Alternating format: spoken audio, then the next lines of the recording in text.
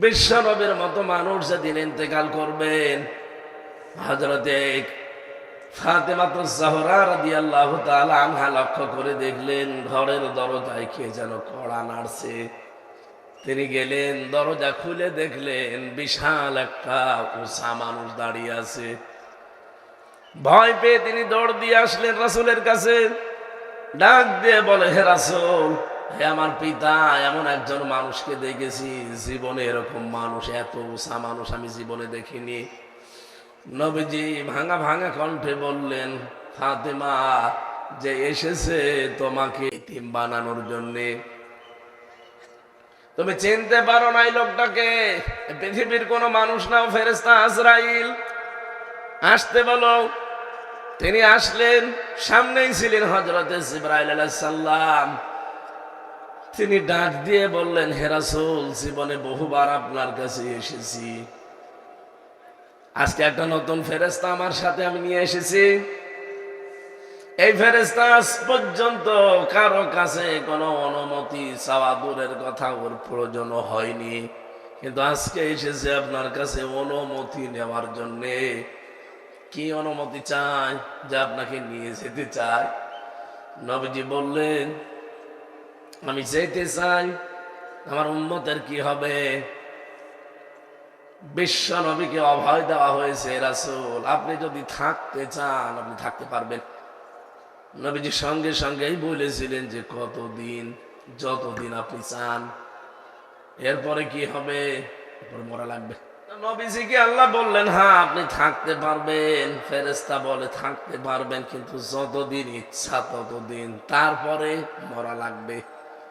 নবীজি বললেন, মরা যখন লাগবে তখন আর দেরি করার দরকার নেই, আমারে নিয়ে চলো। হযরতে আজরাইল জানটা কবজ করার জন্য শুধু হাতটা রেখেছিলেন নবীজির বুকের উপরে। নবীজি সঙ্গে সঙ্গে বললেন, ফেরেশতা হাত নামাও। কি রাখলে? ফেরেশতা বলে, হে রাসূল, আমি জানি আল্লাহর পরে আপনার স্থান। আমি খুব আসানে সতর্কতার সহিত শুধু আমার হাতটা আমি রেখেছি, তাও খুব আস্তে করে, এখনো পুরাটা ভর আমি দেয়নি, শুধু রেখে দিয়েছি। নবীজি বললেন, আজরাইল, এটা যদি তোমার হাত রাখা হয় তাহলে তোমার কষ্ট কোনটা? তুমি শুধু হাত এখনো ভর দাওনি, শুধু রেখে দিলে, মনে হচ্ছে উহুদ পাহাড় আমার বুকের উপরে চাপিয়ে দিয়েছো। ও যশোরবাসী, মন থেকে কথাগুলো বলছি, একটু নিজের থেকে মিলান তো। এত বড় দামি মানুষের যদি এই কষ্ট হয়, তাহলে আমরা তো মানুষের ভেতরেই পড়ি না। কথা বলে না কেন?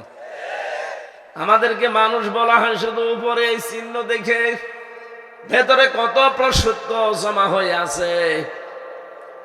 আরে ভাই, হিংসা তো মানুষের ভেতরে থাকার কথা না, হিংসা থাকার কথা পশুর ভেতরে। আপনি দুইটা কুকুরকে খাবার দেবেন, একটাকে যা দিয়েছেন ও মরণ পর্যন্ত খেলেও আমার মনে হয় শেষ হবে না, এরপরও দেখবেন পাশেরটায় হামলা দেয়। কথা বলছে না কেন? হিংসা তো আমাদের ভেতরে থাকার কথা না, এটা তো পশুর স্বভাব।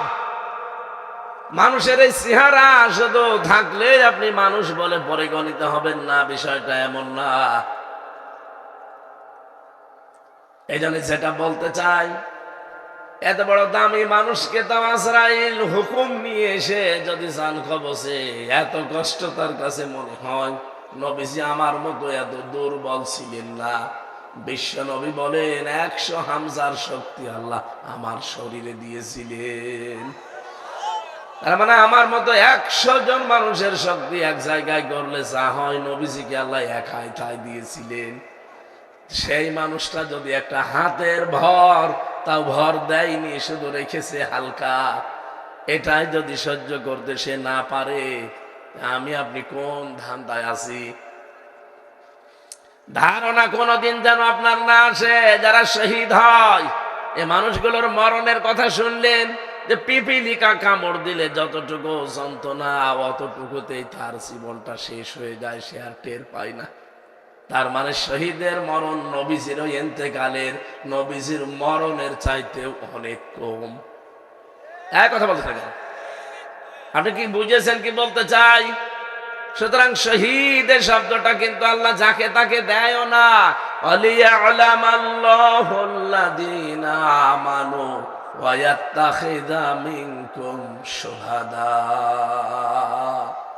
সূরা আলে ইমরান 140 নম্বর আয়াতের মাঝের অংশে আছে, জেনে রাখো যাদের ঈমান এবং আমল কাজ কারবার আমি আল্লাহর পছন্দ হয়, এই মানুষগুলোকে আমি আল্লাহ এমনিতেই মরণ দেই না। এদের সাধারণভাবে মরণ দিলে তো শেষ হয়ে যেত না, এই মানুষগুলোকে আমি শাহাদতের মরণ দিয়ে ধন্য করি। আজকের মাওলানা আব্দুস সামাদ একটা আলেম মানুষ, এখনই যদি মারা যায়, যদি ঈমান নিয়ে মারা যেতে পারে, কবরে দিয়ে দেবেন, ঘুমিয়ে পড়বে, কিয়ামত পর্যন্ত ঘুমাবে। ফেরেশতা যেদিন ফুৎকার দেবে সিংহায়, সেই দিন উনি উঠবে, এর আগে পরে কিচ্ছু নেই। কিন্তু লোকটা যদি শহীদ হতে পারে, কবরে দেওয়ার সঙ্গে সঙ্গে ঘুমানো লাগবে না। আল্লাহ বলেন আমি নিজে তাদেরকে খাওয়াবো। ও যশোরবাসী, মাথায় তো মগজ আছে নাকি বলেন? কোন মানুষকে জেগে থাকলে খাওয়া লাগে? খাওয়া লাগে না? ঘুমিয়ে থাকলে খাওয়া লাগে। তার মানে তো ঘুমিয়ে পড়বেন, ওনার খাবার কিসের? শহীদ তো ঘুমাবে না, ও জীবিত। মরণের পরে শুধু কবরে দিতে দেরি। আল্লাহ নিজে বলেন আমি জান্নাতি খাবার তাদের জন্য খাওয়াবো। জেগে থাকলে যেহেতু আনন্দ দরকার লাগে, জেগে থাকলে অনেক কিছু লাগে। আল্লাহ পাক সব ব্যবস্থা এই 3.5 হাত কবরের ভেতরে তারে করে দেবেন। জেগে থাকলে অনেক মানুষের আমরা দেখি, জীবিত মানুষ যারা খাবার খায়, তাদের 5টা জিনিস তৈরি হয় শরীরে। কয়টা? খাবার খেলে তাদের রক্ত তৈরি হয়, খাবার খেলে পিত্ত রস তৈরি হয়, খাবার খেলে বীর্য তৈরি হয়, খাবার খেলে মল তৈরি হয়, খাবার খেলে প্রস্রাব তৈরি হয়। এই 5টা জিনিস এই শরীরের ভেতরে তৈরি হয়ে বাকিগুলো বের করে দেয়। পিত্ত রসটা কাজে লাগে আপনার খাবার হজমের জন্যে। 2 নম্বরে আপনার শরীরকে সুঠাম শক্তিশালী করে রাখার জন্য বীর্য দরকার লাগে। রক্ত চলাচল, 5.5 কেজি রক্ত আমার শরীরের ভেতরে আছে। ঘন্টায় 60 কিলোমিটার বেগে আমার রক্তগুলো মাথা থেকে পা পর্যন্ত দৌড়াচ্ছে। বাকি মল এবং প্রস্রাব যেগুলো আমাদের কাজে লাগবে না, এগুলো আমার শরীর থেকে আমার আল্লাহ বের করে নেয়। প্রস্রাব যদি বন্ধ হয়ে যেত আপনার, আপনি টের পান। একবার প্রস্রাব সাধারণভাবে করাতে আপনার 12,000-এর উপরে খরচ লাগবে শুধু টাকা। এই যে অক্সিজেন দিয়ে আমরা বেঁচে আছি, 1 কেজি যদি অক্সিজেন কেউ কিনে বেঁচে থাকতে চায়, 66,000 টাকা লাগবে তার। অথচ প্রতিদিন আমরা কম বেশি 16 কেজি অক্সিজেন নিতে আসি, 1টা টাকাও দেয়নি। কোনদিন জিবরাইল এসে বিলের কাগজ দিয়েছে যে 16 কেজি অক্সিজেন, 1 কেজি 66,000 টাকা। আপনার যশোর পুরা বিক্রি করে দেওয়া লাগতো। কথা বলেন। যেহেতু মানুষ মারা যায় না, জীবিত থাকে, রক্ত তৈরি হয় শহীদের শরীরে। এটা যে প্রমাণ হয়ে গেছে, নবীদের চাচা হযরত হামজা, তিনি শহীদ হয়েছিলেন উহুদের ময়দানে। তাকে কাফেররা 70-এর উপরে টুকরা করেছিল। যেখানে কবর দিয়েছে তার 3টা টুকরা পাওয়া যায়নি। 70 টুকরার ভেতরে বিভিন্ন পাহাড়ে, বিভিন্ন গাছগাছালির ভেতরে টুকরাগুলো তারা ছড়িয়েছিল। সাহাবায়ে কেরাম খোঁজ করতে করতে সবগুলো মিলিয়ে ফেলেছিলেন, কিন্তু 3 টুকরা পাননি। ওইভাবেই নবীজির চাদর দিয়ে আর পাহাড়ের লতা পাতা দিয়ে তারে মাটিতে দিয়ে দিয়েছে। 30 বছর পর তার খবর একবার ভেঙে গিয়েছিল। কত বছর? এই ছোটবেলায় যারা যুদ্ধ করেছিল উহুদের ময়দানে তার সাথে, তারা আজ অনেকে বেঁচে আছে। রক্ত অনুসন্ধান করতে করতে গিয়ে দেখে 30 বছর আগে নবীজির চাচা হযরত হামজা, যাকে শহীদ করা হয়েছিল, তার ওই যে জায়গা কাটাগুলো, ওই কাটা জায়গা দিয়ে এখনো ফিনকি দিয়ে তাজা রক্ত বের হচ্ছে। ও বাংলার মুসলমানেরা, উনি যদি খাবার না খাবে রক্ত পেল কোথায়? 30 বছর পরে রক্ত তৈরি হওয়ার কথা বলেন। এজন্য শহীদ ছাত্র বৈষম্য বিরোধী ছাত্র আন্দোলনে যারা জীবন দিয়েছে ওদেরও জীবনে আমার মতো মায়া ছিল না? ছিল না? শহীদ আবু সাইদ এভাবে যে বুকটা পেতে দিলে ওর জীবনের কোনো মায়া ছিল না? আপনি কি মনে করেন মায়া ছিল না?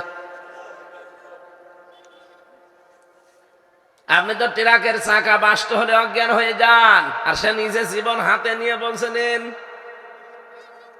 অত সহজ। যেহেতু মানুষকে ইনজেকশন দিয়ে শহীদ আল্লামা দেলাওয়ার হোসাইন সাইদি তাকে মেরে ফেলা হয়েছে, এজন্য তিনিও শহীদ। সারাটা জীবন তিনি দেখবেন দোয়া করতেন, আল্লাহুম্মা ইন্নী আসআলুকা শাহাদাতান ফি সাবিলিক। হে আল্লাহ, আমি তোমার কাছে চাই আমাকে যদি মরণ দাও সাধারণ মরণ দিও না, শহীদের মরণ দিও। ওনার সাথী যারা ছিল সবগুলো তো সরাসরি ফাঁসির দড়ি পেয়ে শাহাদতের মর্যাদা পেয়েই গেছেন। আমি গতকালকে দেখলাম শহীদ আব্দুল কাদের মোল্লা, তার একটা চিঠি, তার স্ত্রী যাকে পিয়ারি বলে ডাকতেন আদর করে, এই মেয়েটা দেখতে গেছে তার স্বামীকে মাগরিবের পর পরে, যে দেখে চা খাচ্ছে বসে, জিজ্ঞাসা করছে কি গো এই অবেলা চা খাও? বছর রোজা রেখেছিলাম, এখন চা খাওয়ার পর আমি একটু খাবার খাবো। শুনলাম যে রাত 10টা একে নাকি আমার ফাঁসি দেওয়া হবে। আমার কাছে সংবাদ চলে এসেছে, এই জন্যে নাকি তোমরা শেষ দেখা করতে এসেছো। ছেলে মেয়ে যেগুলো আছে সন্তানাদি, এগুলো আল্লাহর রাস্তায় টিকিয়ে রাখবা। আমি আল্লাহর কাছে সাক্ষাতে গেলাম, দেখা যদি হয় আবার জান্নাতের সিঁড়িতে হবে। একটা মানুষ কোন সময়ে কথা বলতে পারে যার 3 ঘন্টা পরে ফাঁসি? সারাদিন রোজা রেখেছে, এখন বিকালে আসো মাগরিবের পরে সে চা খাচ্ছে। আপনার মনে হচ্ছে সহজ? এটা কি বাস্তবে অত সহজ? 3 বছর আমিও তো জেলে ছিলাম। ফাঁসির কন্ডেম সেলের ভেতরে 24টা ঘন্টা আমার মনে হয় এক এক ঘন্টা এক এক বছরের মতো ছিল, কারণ যোগাযোগ বিচ্ছিন্ন ছিলাম। 24 ঘন্টা আমার তালা লাগিয়ে রেখেছিল, মনে হতো যে 1 ঘন্টা যাচ্ছে 1 দিনের মতো, তাহলে 24 ঘন্টা 24 দিনের মতো ছিল। কোনো কিছু নেই, তারপরও অজানা একটা টেনশনে আমাকে সবসময় কাবু করে রাখতো। ওই যে ডায়াবেটিস হয়ে গেছে, এখনো পর্যন্ত ভালো হয় না। অথচ লোকটার মাত্র 3 ঘন্টা বাকি আছে। 7টার সময় যদি দেখা করে থাকে, 10টা একে ফাঁসি। কয় ঘন্টা? 3 ঘন্টা আগে সে লোকটারে এত উৎফুল্ল মনে হচ্ছে শ্বশুর বাড়ি যাচ্ছে। আল্লাহ রাব্বুল আলামিন কোরআনে কারিমে জানিয়েছে, যেই কারারক্ষী আমি জেলখানায় থাকতে আমাকে ঘটনা শুনিয়েছিল একবার, যে আমি তার ফাঁসির সময় ছিলাম। এই লোকটার 3টা ঘন্টা বাকি আছে, কিন্তু শরীরের ভেতরে, চেহারার ভেতরে কোনো ছাপ নেই, একেবারে নিশ্চিন্তায় বসে আছে। মনে হচ্ছে ওনাকে কোনো সুসংবাদ দেওয়া হয়েছে। আমি ওই দিন কারারক্ষী কুতুবউদ্দিন ভাইকে বলেছিলাম যে ভাই আপনি টের পাননি, আমি টের পেয়েছি। ইন্নাল্লাযীনা ক্বালু রাব্বুনাল্লাহ সুম্মা ইসতাকামু তাতানাজ্জালু আলাইহিমুল মালাইকা। আল্লাহ পাক বলেন, সত্যি যারা এই কথা বলতে পারে আমার রব আল্লাহ, এই কথা বলেই শুধু এলোমেলো যায় না, সে টিকে থাকতে পারে এই কথার উপরে। যত ঝড় ঝাপটা তার উপরে আসবে, তারপরও সে টিকে থাকতে পারে। আমি আল্লাহ তাকে এমনি এমনি কিছু না দিয়ে ছেড়ে দেই না। তাতানাজ্জালু আলাইহিমুল মালাইকা, এটা মজারে বর্তমান ভবিষ্যৎ, প্রেজেন্ট ফিউচার। মালাকুন 1 বছর, মালাইকা বহু বছর। রব্বুল আলামিন বলেন, আমি নিজে তার জন্য হাজার হাজার ফেরেশতা পাঠিয়ে দেই রিসিভ করার জন্য। ওয়েলকাম জানাতে থাকে ফেরেশতারা, আর বলে কোনো ভয় নেই, কোনো চিন্তা নেই। হয়তো ভয় হচ্ছে যে আমি এখন চলে গেলে আমার বর কি হবে, আমার ছেলে মেয়ের কি হবে, তাদেরকে কে দেখে রাখবে, আমার দলের লোক এতগুলো মানুষ পালিয়ে বেড়ায় জেল খাটে, কি হবে তাদের। আল্লাহ পাক বলেন আমি ফেরেশতা দিয়ে বলি যে এই কথা শুনিয়ে দাও, কোনো চিন্তা নেই, কোনো ভয় নেই, সবগুলোর দায়িত্ব আল্লাহ নিজে নিয়ে নিয়েছেন। ওয়াবশিরু বিল জান্নাহ, ওই জান্নাতের সুসংবাদ গ্রহণ করো। আল্লাতী কুনতুম তুআদুন, যার ওয়াদা আল্লাহ তোমাদের কাছ থেকে নিয়েছিলেন। তিনি যে ওয়াদা দিয়েছিলেন তোমাদেরকে, তার অঙ্গীকার এই যে জান্নাত দেখা যাচ্ছে, প্রবেশ করো। নাহনু আউলিয়াউকুম ফিল হায়াতিদ দুনিয়া ওয়া ফিল আখিরাহ, দুনিয়ায় আমরা তোমাদের বন্ধু ছিলাম, মরণের পরও আমরা থাকবো বন্ধু।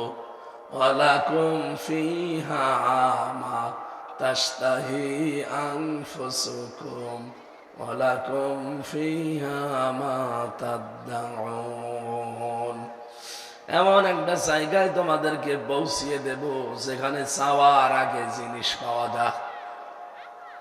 নজুলাম মিন গফুরির রহিম, দয়াময় আল্লাহর পক্ষ থেকে এটা বিশাল মেহমানদারি। জোরে বলেন সুবহানাল্লাহ। যে কথাটা তুলেছিলাম শহীদ, এটা অনেক দামি জিনিস।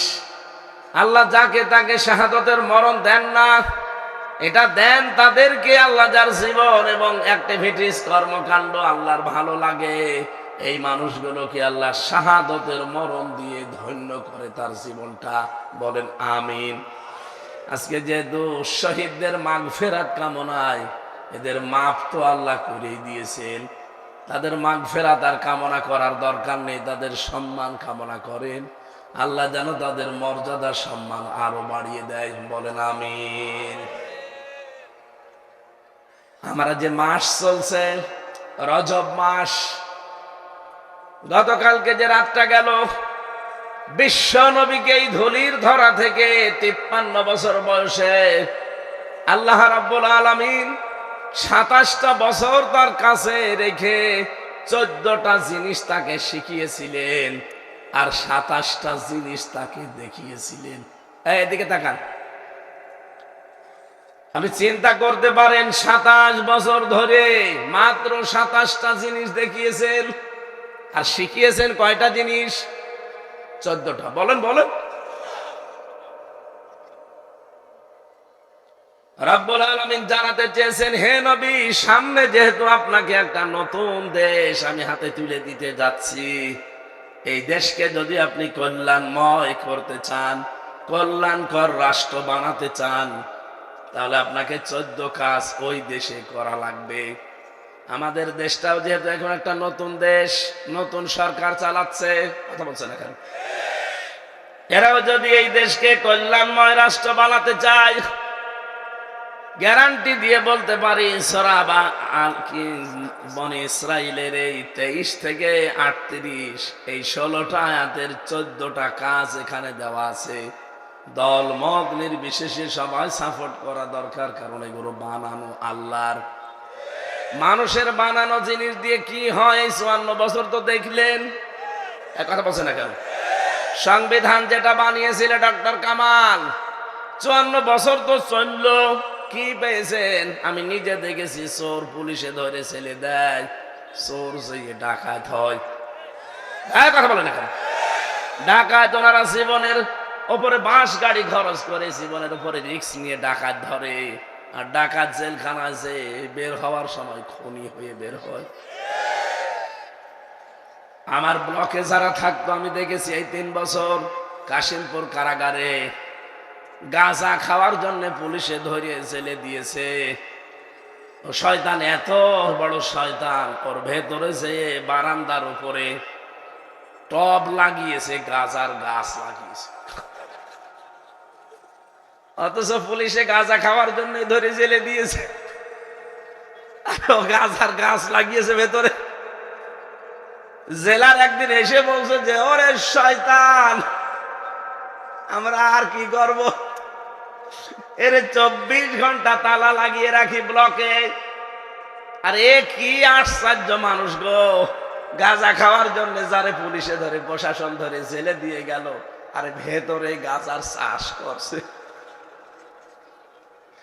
হবে না মানুষের তৈরি করা আইন দিয়ে বাংলার জনগণ।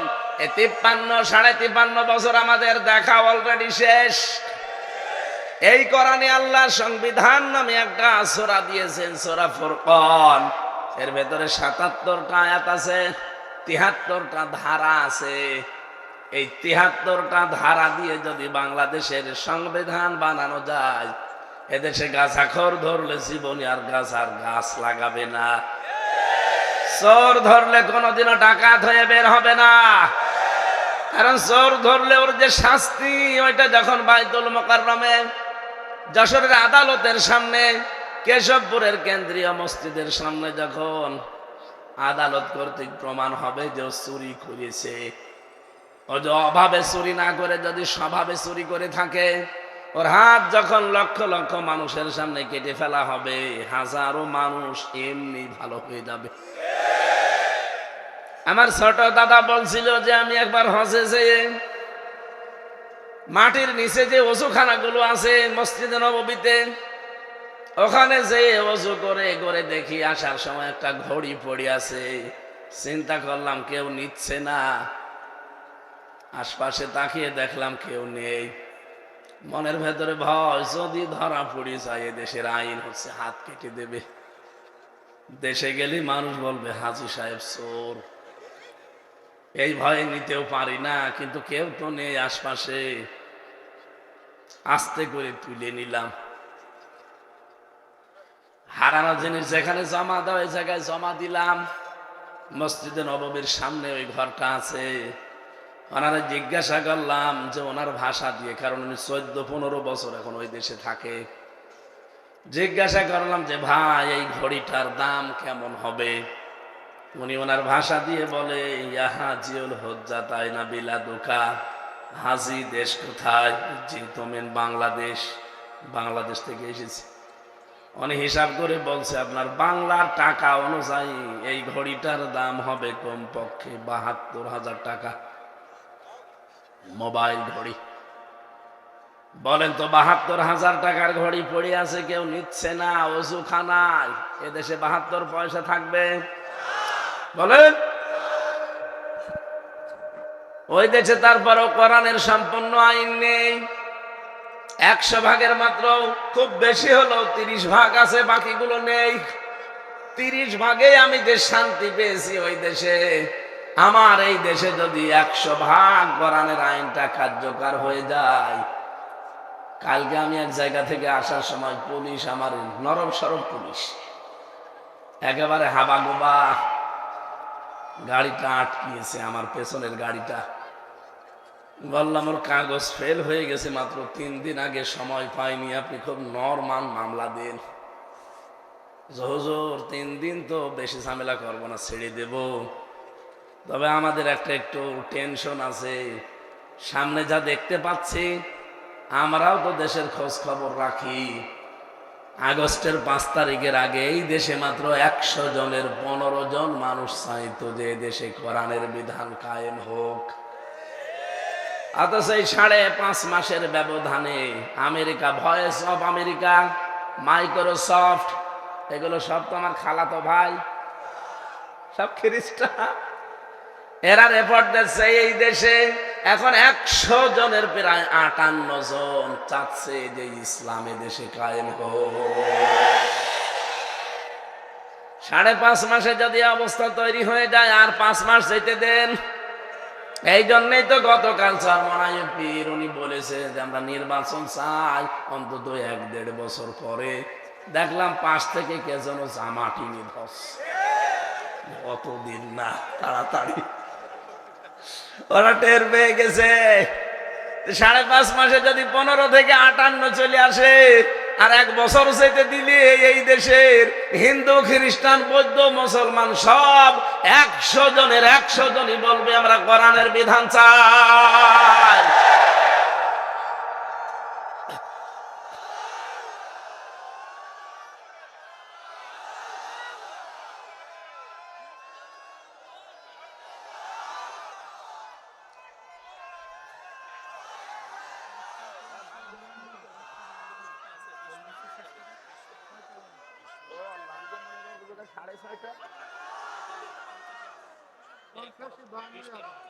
না 45 পর্যন্ত।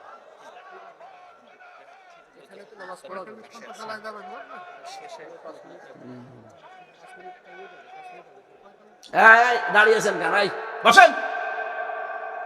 আমি যে গুরুত্বপূর্ণ বিষয়টা তুলতে চেয়েছিলাম, আমি তোমার ঘড়ি নষ্ট হয়ে গেছে নাকি কি সমস্যা? আমি মনে করছি বোধহয় 4:30 বাজে, শয়তান দেখি 5:30 বেজে গেছে। ঘুরে আসবে তো কাটাটা আসলে আমি তো ওই হিসাবে চালাচ্ছিলাম, কি বলতে হবে বলেন তো। যাক, বাদ দিয়ে দিলাম সব। আমরা তেলাওয়াতকৃত আয়াত যেটা পড়েছিলাম, ওয়ালা তাকফু মা লাইসা লাকা বিহি ইলমুন, যে বিষয়ে জ্ঞান নেই এ বিষয়ে মুখ খুলবা না, এই আদেশ কার? বলেন বলেন। কেন দিয়েছেন? কারণ কিয়ামতের ওই কঠিন ময়দানে আপনার অন্তর, আপনার কান, আপনার এই মুখ যেতে দিয়ে কথা বলেন, ইন্নাস সামআ ওয়াল বাসারা ওয়াল ফুআদা, আপনার এই চোখ, আপনার এই মুখ, আপনার অন্তর কিয়ামতে প্রতিটি জিনিস কিন্তু পুঙ্খানু ভাবে জিজ্ঞাসিত হবে। কি কি করেছেন সব এই তিনটাকে আল্লাহ জিজ্ঞাসা করবে, একেবারে সঠিক উত্তরেরা দিয়ে দেবে। কারণ আপনাকে আল্লাহ কথা বলতে দেবে না। আল ইয়াউমা নাখতিমু আলা আফওয়াহিহিম ওয়া তুকাল্লিমুনা আইদিহিম ওয়া তাশহাদু আরজুলুহুম বিমা কানু ইয়াকসিবুন। রাব্বুল আলামিন বলেন, কিয়ামতের দিন তোর মুখটা যখন শিলায় লাগিয়ে দেব, হাত বলবে আল্লাহ এই এই করেছিল। যশোরবাসী, এখানে মাত্র 20,000 মানুষ মনে করেন, এই জায়গায় যদি আমার মুখটা আল্লাহ এখনই বন্ধ করে দিয়ে আমার হাতের কথা চালু করে দেয়, আর সারাদিন অন্তত হাত দিয়ে যা করেছি এগুলো শুনতে আমার কান মেনে নেবে? আমার পা দিয়ে অন্তত কোনো খারাপ কাজে আজকে সকাল থেকে আমি যাইনি, তারপরেও যতটুকু যা করেছি, পা যদি এখন কথা বলা আরম্ভ করে যে অমুক অমুক জায়গায় গিয়েছিলে, অমুক অমুক জায়গায় যাওয়ার নিয়ত ছিল, আমার মান সম্মান থাকবে? কিয়ামতের দিন আল্লাহ বলেন, মানুষের মুখ যখন বন্ধ হয়ে যাবে, ওর শরীরের ভেতরে আমি আল্লাহ ওর অপরাধগুলো ফুটিয়ে তুলব। আপনি যদি ডাকাতি করে থাকেন, চুরি করে থাকেন, ঘুষ খেয়ে থাকেন, সুদ খেয়ে থাকেন, এই শব্দটা আপনার এই কপালের উপরে আল্লাহ লিখে দেবে। এত মোটা অক্ষরে লিখবে যে ঘড়ি দেখতে পান জলে লেবে এরকম মোটা অক্ষরে লেখা থাকবে যে আপনি চোর, আপনি ঘুষখোর, আপনি সুদখোর, আপনি জেনাকারী। এগুলো যখন ফুটিয়ে তুলবে, কিয়ামতে কোটি কোটি মানুষ থাকবে, আপনার কি মনে হয় কি পাবেন? লজ্জা আপনি বলেন। এজন্য হিসাব নিকাশ করে আমাদের কথা বলা দরকার। যে কোনো কথা বলার আগে অন্তত 3 বার চিন্তা করা দরকার। আল্লাহ কিন্তু এই কথাটা শুনতেছে, ফেরেশতারা লিখতেছে, আর কিয়ামতে এই কথার উপরে আমার আবার হিসাব হবে। এই কথা বলে না কেন? এমনিতে আপনার জীবন পাল্টিয়ে যাবে। যে 27টা জিনিস নবীকে আল্লাহ দেখালেন, তার প্রথম নাম্বারে আল্লাহ তাকে দেখিয়েছিলেন পুলসিরাত। কি দেখিয়েছেন? বলেন বলেন। সর্বপ্রথম আল্লাহ তাকে পুলসিরাত দেখালেন। আমরা অনেকেই সারা জীবন নাম শুনি পুলসিরাত, কি এটা কোনোদিন কল্পনাও নিয়ে আসতে পারেন না, আপনার আসবেও না। 30,000 বছরের রাস্তা, উঠতে 10 বছর, সোজা 10 বছর, নামতে 10 বছর। তাও এরকম ব্রিজ চওড়া হলে তো হয়, চিকন হবে চুলের মতো, আর ধার হবে হীরার মতো।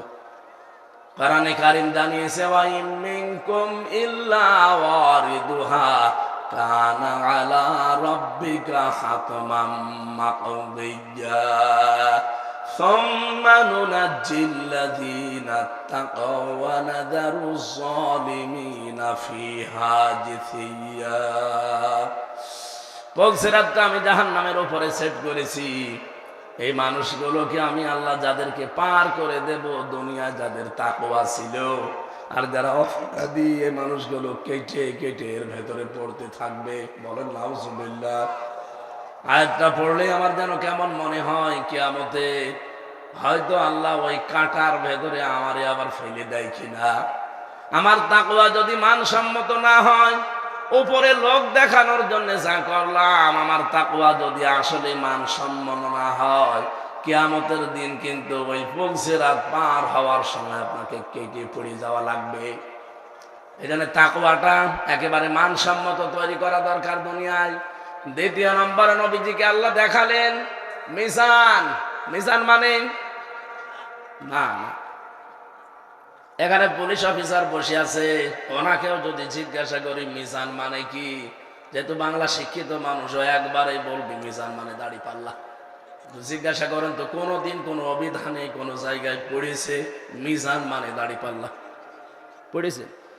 পড়েন না, শুনে শুনে। মিজান মানে মানদণ্ড। মিজান মানে কি বলেন বলেন?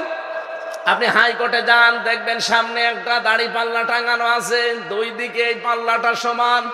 সরকার দেশের জনগণকে বোঝাতে চায় সারা বাংলাদেশের কোন জায়গায় যদি ন্যায় বিচার না পাও, এই হাইকোর্টে আসলে ন্যায় বিচার পাবা। এই যে ন্যায় বিচারের চিহ্ন, তাহলে দাড়ি পাল্লাটা হচ্ছে ন্যায় বিচারের কি? আরো জোরে বলেন। নবীজিকে আল্লাহ মিজান দেখিয়েছিলেন। কি মিজান? এবার খেয়াল করেন, এখানে আমার মনে হয় শুধু পাগল ছাড়া, নারী পুরুষ যত আমরা এসেছি, শুধু পাগল ছাড়া এমন কেউ নেই যে কথা সে লোকটা বলতে পারে যে কিয়ামতের দিন আমাদের যে আমল, আমল মানে কি? এই জবাব দিলেন না? কিয়ামতে মিজানের যে পাল্লা, আমরা বলি মিজানের পাল্লায় মাপ দেওয়া হবে। মাপ দেবে কি? আমল। কি দেবে? নেক আমল, বদ আমল। কথা বলেন ঠিক কিনা? তাহলে কিয়ামতে আল্লাহ মাপ দেবে আমল। আমলের বাংলা কি? কাজ। বলেন বলেন। এনাকে জিজ্ঞাসা করি আমি, কোন পাগলও কি বলবে যে 5 কেজি কাজ দাড়ি পাল্লার এক প্রান্তে তুলে দিলাম? কাজ কি মানুষ দাড়ি পাল্লা দিয়ে মাপে যে 5 কেজি কাজ এ মাপা যায়? তাহলে কি বিশ্বাসে ছিলেন এতদিন? এটা আমাদের এখন অনেকের ক্লিয়ার হয়নি, এই জন্য আমি উদাহরণটা নিয়ে আসলাম। কাজ কেউ দাড়ি পাল্লা দিয়ে মাপে না যে 10 কেজি কাজ, এদিকে 5 কেজি কাজ তুলে দিলাম না। পৃথিবীর প্রতিটি জিনিস মাপ দেওয়ার জন্য আলাদা যন্ত্র আছে। এই যে প্যান্ডেলটা বানিয়েছেন, যদি বলি এটা মেপে দেন তো, এটা মাপ জব করার জন্য দাড়ি পাল্লায় তুলে দেবেন? কি করবেন? ফিতা নিয়ে মাপবেন, গজ নিয়ে মাপবেন। কথা বলেন ঠিক কিনা? এই যে পানি দিয়েছেন খাবার জন্য, খাবারের এই পানিটা যদি বলি ভাই মেপে দেন, আপনি ফিতা দিয়ে মাপবেন। এটার জন্য লিটার আছে, সিসি আছে। এই কথা বলেন না কেন? আপনাকে আমি এতটুকু চাউল দিলাম, চাউল কি একটা একটা করে গুনে গুনে মাপবেন? এটার জন্য দাড়ি পাল্লা লাগবে, বাটখারা লাগবে, পাথর লাগবে, কেজি লাগবে। কথা বলেন না কেন? দুনিয়ার যত জিনিস আছে, প্রতিটি জিনিস পরিমাপ করার জন্য একটা আলাদা যন্ত্র পাবেন।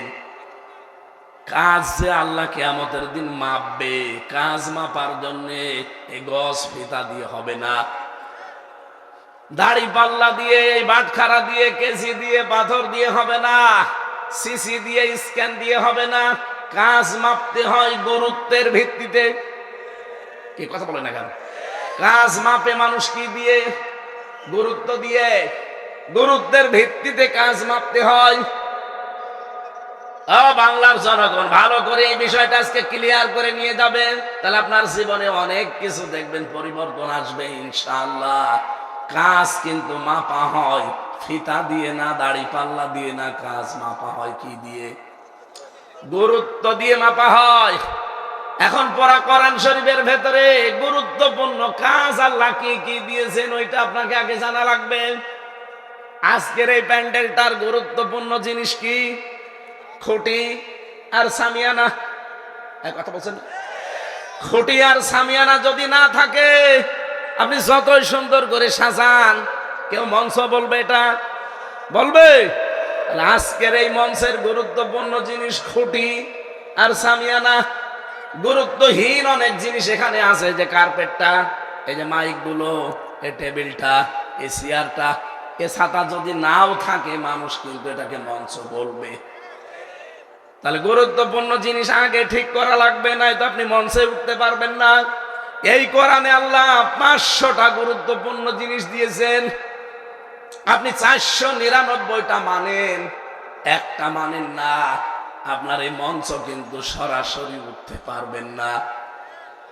এই যে নামাজ আল্লাহ দিয়েছেন, ফরজ নামাজ, পৃথিবীর যত ইবাদত দেখবেন প্রতিটি ইবাদতের আলাদা আলাদা কিছু ফরজ জিনিস আবার ভাগ করা আছে। নামাজ যে ফরজ, এই নামাজের ভেতরে আবার ফরজ আছে কয়টা? 13টা। বলেন বলেন, আরো জোরে বলেন। এই 13টা ফরজের 12টা আদায় করলেন, একটা করেননি, আপনার কি সওয়াব হবে কয়টা? হ্যাঁ, একটাও হবে না, কারণ গুরুত্বপূর্ণ জিনিস আপনি ছেড়ে দিয়েছেন।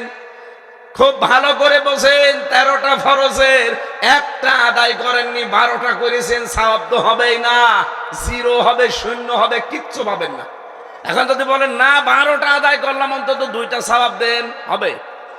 এটা যেমন বুঝলেন, কোরআনে আল্লাহ 500 শরীয়তের বিধান দিয়েছেন, এগুলো সব ফরজ, এগুলো সব গুরুত্বপূর্ণ জিনিস। এই 500 ফরজের 499টা আপনি মানেন, একটা তো মানেন না, আরো বিরোধিতা করেন। আপনার জীবনে কিয়ামতে আল্লাহ যখন মিজানে মাপ দেবে, একটাও কিছু পাবে না, গুরুত্বহীন, সওয়াব পাবেন জিরো, শূন্য। এই জন্য তো সতর্ক করছি আপনাকে যে জীবনে গুরুত্বপূর্ণ জিনিস যেগুলো সেগুলো আগে রাখেন। নামাজ পড়তে গেলে যেমন ফরজ আগে রাখা লাগে 13টা, এরপরে ওয়াজিব 14টা, এরপরে নামাজ ভাঙার কারণ 19টা, এরপরে সুন্নত 12টা, এরপরে মুস্তাহাব 17টা, এভাবে সব আলাদা আলাদা ভাগ আছে। ফরজ 13টা আদায় হয়ে গেলে আপনার নামাজ হয়ে যাবে, কিন্তু বাকিটা যদি আদায় না করেন হয়তো জরিমানা দেওয়া লাগতে পারে, সশিস্তা। কথা বলছেন না কেন? তাহলে দুনিয়ায় যে 500টা শরীয়তের বিধান, তার ভেতরে 1 নাম্বার বিধান দিয়েছেন আল্লাহ, আপনি যে কালেমাটা পড়েছেন এটা যেন আপনি ঠিক রাখেন। আপনার কালেমা ঠিক আছে? এদেশে বহু মানুষ আমরা ওযু করি, ওযু করার পরে যে ওযু ভেঙে যায় 7টা কারণে। কয় কারণ? একটা কারণে আপনার ওযু ভেঙে গেল, 7 কারণের ভেতরে 1 কারণ মনে করেন বাতাস বের হয়ে গেছে, ওযু থাকবে। এখন যদি বলেন অতটুকু আর কি হয়, কি হয় মানে ওই আপনার ওযু শেষ, এখন ওই ভাঙা ওযু দিয়ে নামাজ হবে। আর ভাঙা ওযু দিয়ে যদি নামাজ পড়েন, নামাজ পড়া কি হারাম? বলেন বলেন। ঠিক, আপনি ঈমান এনেছেন, ঈমানও কিন্তু ভেঙে যায়, 10টা কারণে ঈমান ভেঙে যায়। কয়টা? এই 10টা কারণ যে কবে কবে আপনার জীবনে এসেছে আপনি জানেনও না, কখন যে ঈমান ভেঙে গেছে আপনি টেরও পাননি। ভাঙা ওযু দিয়ে যেমন নামাজ হয় না, ভাঙা ঈমান দিয়ে আমার আল্লাহর জান্নাতে যাওয়া যাবে না। গুরুত্বপূর্ণ কাজগুলো আগে ঠিক করবেন, এই জন্য আপনাকে এটা পড়তে হবে। 500 যে শরীয়তের বিধান, এই দেশে আমরা দেখি অনেকে কেউ 100টা মানে, কেউ 150, কেউ 200, কেউ 300, কেউ 400, কেউ 499টায় মানছে, কিন্তু একটা মানতে চায় না, আরো বিরোধিতা করে। 12টা ফরজ আদায় করে একটা না করলে যেমন কিছুই পাবেন না, 499টা আদায় করে একটা না করলে কিছুই পাবেন না। মিজানের পাল্লা আল্লাহ নবীকে আল্লাহ এইটা দেখিয়েছিলেন যে মিজানের ন্যায় এবং মানদণ্ড হিসাবে তোমাকে গুরুত্বের ভিত্তিতে মাপ দেওয়া হবে। দুনিয়ায় গুরুত্বপূর্ণ কাজ যেগুলো আপনারা কিন্তু জানেন, দুনিয়ায় যত গুরুত্বপূর্ণ কাজ তার 1 নম্বরে ঈমান। নাম কি? ঈমানের পরে এই লোকটা কাজ করবে নামাজ। এই গত রাত গেল, এই রাতে আমার আল্লাহ বিশ্ব নবীকে নিয়ে 50 ওয়াক্ত নামাজ দিয়েছিলেন। মুসা নবীকে বারবার দেখা হতে হতে শেষে 5 ওয়াক্ত নেমে এসেছে। নবীজি বলেন 5 ওয়াক্ত নামাজ যদি নির্ধারিত সময়ে হক আদায় করে আপনার উম্মতেরা পড়তে পারে, প্রতিদিন তাদেরকে 50 ওয়াক্ত নামাজের সওয়াব আল্লাহ দিয়ে দেবেন। আমার ভাইরা, আমি আবার বলছি, গুরুত্বপূর্ণ কাজ জীবনে 500টা গুরুত্বের দিক থেকে বিবেচনা করে কাজগুলো আপনি করবেন। দুনিয়ায় গুরুত্বহীন এখানে মাইক, গুরুত্বহীন এখানে টেবিল, এগুলো না থাকলেও হয়, কিন্তু আমরা এইগুলো নিয়ে আগে ব্যস্ত। আসল যে সামিয়ানা আর খুঁটি দরকার এটার খবর নেই। আশা করি আপনি বুঝে ফেলেছেন এই দেশে এখন গুরুত্বপূর্ণ কাজ হচ্ছে আল্লাহর দিন কায়েম করা। দিন কায়েম হলে ঘুষ থাকবে না, দিন কায়েম থাকলে চাঁদাবাজি থাকবে না, দিন কায়েম হলে সুদ খেতে পারবেন না, দিন কায়েম হলে এই যে মেয়েদের বিয়ে দেওয়া যায় না যৌতুকের কারণে, যৌতুক থাকবে না। কত মানুষ আজ মেয়েদেরকে ভয় দেখায় যে ইসলাম আসলে আপনারা ঘরবন্দি হয়ে যাবেন, বিভিন্ন ঝামেলায় পড়বেন। আরে ভাই, ইসলাম যদি আসে এই বাংলাদেশে সব চাইতে নিরাপদে থাকবে মেয়েরা। অনেকে আবার প্রশ্ন করে, হুজুর ইসলাম যদি এসে যায় একটু ডাইল মাইল খাই, একটু বিড়ি খায়, আকিস বিড়ি, এইটার কি হবে? হবে, খেতে পারবেন কি পারবেন না? পারবে। এখন যদি পাঁচিয়া এই মসজিদে যান, মসজিদের ভেতরে গিয়ে আপনার বিড়ির নিশা, আকিস বিড়ি খাবেন, বলেন তো এই চার দেওয়ালের মাঝে থাকাকালী বিড়ি খেতে পারবেন? বলেন কেন? ওই পরিবেশটা এরকম। খেতে চাইলে আপনাকে বাইরে যাওয়া লাগবে, কথা বলেন ঠিক কিনা? এদেশ যখন ইসলাম দিয়ে পরিচালিত হবে, এই ৭৭টা আয়াতের ৭৩টা ধারা যখন বাংলাদেশে কায়েম থাকবে, পুরা দেশ হয়ে যাবে মসজিদ। ৫৬,০০০ বর্গ মাইলের এরিয়া হয়ে যাবে মসজিদের মতো। আপনার মন চাইলেও আপনি খেতে পারবেন না, ওই পরিবেশই তৈরি হয়ে যাবে। জোরে বলেন আল্লাহু আকবার। নবীজিকে এরকম একটা একটা করে ২৭টা জিনিস দেখিয়েছেন, আর আসার সময় ১৪টা জিনিস শিখিয়েছেন, যে এইগুলো যে আপনি অ্যাপ্লাই করবেন উম্মতের ভেতরে। আমরা আজকে আর না, আগামীতে আবার কোনো জায়গায় আসলে দেখা যাবে ইনশাল্লাহ। সম্মানিত ভাইরা, মেয়েদের বহু মেয়ে লোক এসেছে বাইরে। আমি জেলখানায় বসে দাম্পত্য জীবন, মেয়েদের যে সমস্যা এবং সমাধান, এটা নিয়ে বই লিখেছিলাম। ওই যে গাড়ির সামনে দেখা যাচ্ছে, মেয়ের জন্য, নিজের স্ত্রীর জন্য যাওয়ার সময় নিয়ে যাবেন। সম্মানিত মা বোনেরা, আপনার ছেলেকে অথবা আপনার স্বামীকে পাঠিয়ে দেন যেন নিয়ে যায়। ছেলেদের জন্য একটা আছে, মেয়েদের জন্য একটা আছে। ওইটা পড়লে অন্তত ১২০ পৃষ্ঠা, তো পুরাটা পড়লে আমার অনেক আলোচনা করে চলে আসবে। আজকের মতো আমরা শেষ করছি, এখন যেহেতু আসান হবে আর ৩ মিনিট আছে। আমাদের আজকের মাহফিলের প্রধান অতিথি অধ্যাপক মোহাম্মদ মোক্তার আলী, এই আসনের নমিনি, বাংলাদেশ জামাত ইসলামের পক্ষ থেকে।